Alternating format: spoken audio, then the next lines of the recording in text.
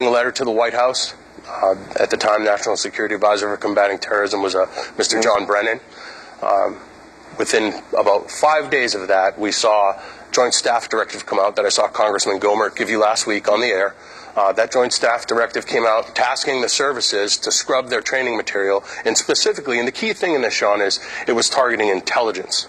So you're saying it from the Department of Homeland Security and Department of Defense, you were given a mass scrubbing of any intelligence we had gathered and spent probably billions of dollars accumulating that would have helped prevent, say it, what do you... It was top down. It started with the subject matter experts, we call them SMEs, and they went after the ones. There's 2 or 3 in each one of the major branches of the federal government involved with law enforcement. They went after people like us first. Once we were out of the way, then they had a very wide latitude to work. So when they said man-caused disasters, overseas contingencies, and you know, workplace violence, that was all part of what you were dealing with privately behind the scenes. You know, the Homeland Security Secretary now says we can't say Sharia, we can't say jihad, it'll offend people. You have a president and a presidential candidate that refuse to say radical Islam. Sean, the scrubbed transcripts that we saw put out today, for Phil and I looking at that, it looks like the past 5 or 6 years for us. So that was every day. That was exactly. In other words, the scrub thing. Exactly. Don't tell the truth. Now it's broken out into the wide open where everybody can see it. Let me ask you both. If Donald Trump becomes the president of the United States, thinking of all the work that you've done that Obama scrubbed out and made us less safe, right? Fair statement? Sure.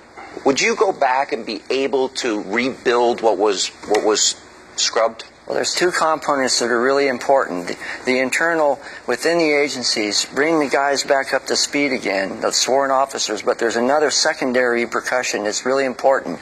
You'll be surprised how fast the word would get out around the world. And that's the secondary, very, very important. That would be beneficial to the safety and security of our country. That's right. They would know. Real quick. Right, Sean, I'll walk that up a little bit. We have no strategy in the war. We've heard this said over and over again by our senior general officers. The reason we have no strategy is because we don't understand the enemy.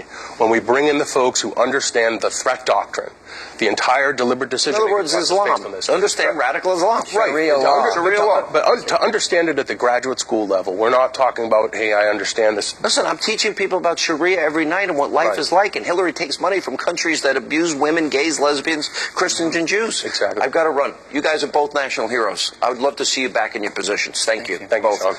All right, coming up, Donald Trump set to meet with hundreds of Christian evangelical leaders tomorrow. Jerry Falwell Jr., Franklin Graham, they'll be part of that group. They'll join me next, straight ahead.